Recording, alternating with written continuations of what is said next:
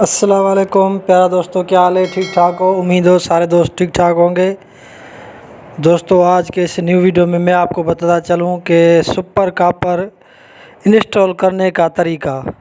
प्यारा दोस्तों, super copper window 10 हो, विंडो 7 हो, चाहे विंडो कोई भी विंडो हो, उसमें आप आसानी से इंस्टॉल कर सकते हैं सुपर कापर।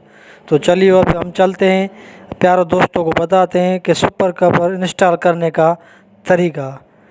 तो इससे पहले आपको गुजारिश है कि हमारे चैनल अहमद ऑफिशियल को सब्सक्राइब करें, लाइक करें, शेयर करें कि हर आने वाली न्यू वीडियो आप प्यारे दोस्तों तक पहुंच सके। अस्सलाम वालेकुम, पाकिस्तान जिंदाबाद। चलिए दोस्तों अब चलते हैं वीडियो की तरफ।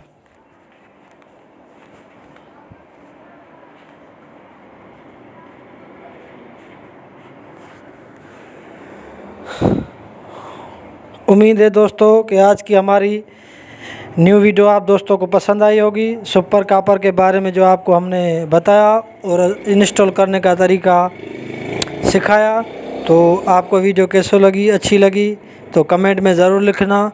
अहमद ऑफिशियल को सब्सक्राइब करना, लाइक करना, शेयर करना कि हर आने वाली न्यू वीडियो आप दोस्तों तक पहुँच सके।